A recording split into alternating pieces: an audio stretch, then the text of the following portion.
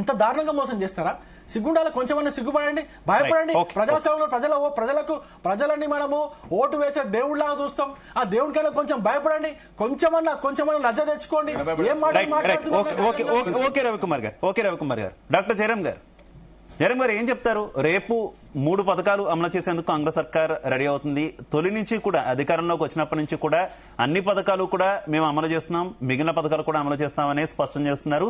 ప్రతి లబ్ధిదారుడికి కూడా, ఎవరైతే నిజమైన లబ్ధిదారులు ఉన్నారో వాళ్ళందరికీ కూడా అన్ని పథకాలు అమలు చేస్తాం, రేషన్ కార్డు కూడా ఇస్తామంటున్నారు. కానీ ఎక్కడా క్షేత్రస్థాయిలో ఈ మాటలు నిజంగా కనబడట్లేదు అనేది విమర్శ. మీ అబ్జర్వేషన్ ఏంటి జయరామ్ గారు? శివ, మీకు జీ న్యూస్ ప్రేక్షకులకు, ప్యానెల్లో ఉన్న గౌరవనీయులైన మిత్రులకు, అన్ని రాజకీయ పార్టీలకు 75 కంప్లీట్ చేసి 76వ గణతంత్ర దినోత్సవ శుభాకాంక్షలు అడ్వాన్స్ గా చెప్తున్నాను. దీనికి నేను సిగ్గుపడుతున్నాను.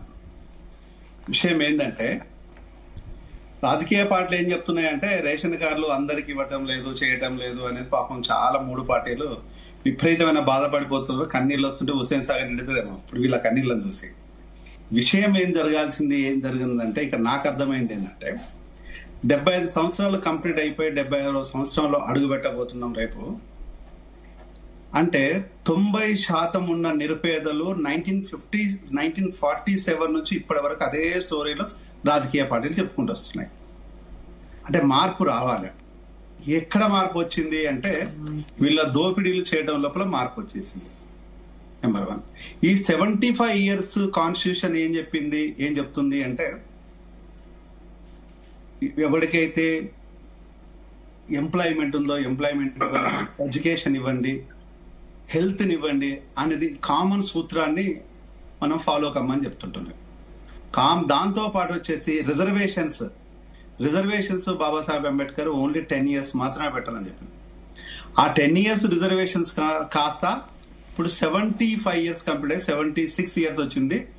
ఆ రిజర్వేషన్ పొందుతున్న కుటుంబాల లోపల ఎలాంటి మార్పులు రాలేదు. ఏదో 1%, 2% తప్ప పెద్ద కుటుంబాల్లో పెద్ద మార్పులు ఏం రాలేదు. నెక్స్ట్ వచ్చేసి, ఇప్పుడు అది మార్పులు రాకపోను, రిజర్వేషన్ కుటుంబాలు పోను, ఈరోజు అందరు దేశం మొత్తం మీద, రాష్ట్రం మొత్తం మీద ఈరోజు అందరినీ పేదలను చేసి ఆడుతున్నారు రాజకీయ నాయకులు, ప్రభుత్వాలు సిగ్గుపడాలి దీనికి.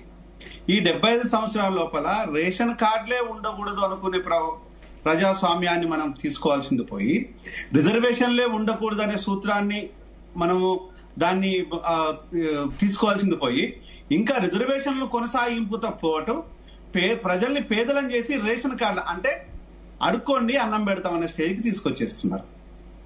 దీనికి ప్రభుత్వాల్లో ఉన్న పెద్దలకు మాత్రము విపరీతమైన ఆస్తులు పెరుగుతాయి. కార్పొరేట్ కంపెనీలకు న్యాచురల్ రిసోర్స్ ని పంచిపెట్టొచ్చు. వీళ్ళు సేవ చేస్తామని వచ్చేసి లక్షల కోట్లు కొల్లగొట్టొచ్చు. ఒక ఇంట్లో ఒక కారు కాదు, 10 కార్లు కూడా సరిపోదు, 10 బంగ్లాలు కాదు, 100 బంగ్లాలు కూడా సరిపోదు, 10 కోట్లు కాదు, లక్షల కోట్లు కొల్లగొట్టొచ్చు. పేదలకు మాత్రం రేషన్ కార్డులను మాత్రం మేము పంచుతున్నామని సిగ్గు లేకుండా, సిగ్గుపడకుండా, ఏ మాత్రం కూడా మనుషుల్లాగా బిహేవ్ చేయకుండా చెప్తూనే ఉన్నారు. తెలంగాణకు ముందు, తెలంగాణ వచ్చిన తర్వాత ప్లస్ తెలంగాణ కంటే ముందు తేడా ఏమున్నది? తెలంగాణ వస్తే ఏదో మారుతుంది. మారింది? కేసీఆర్ కుటుంబం, కులం తప్ప. ఇప్పుడు కేసీఆర్ కులం పోయింది, కుటుంబం పోయింది.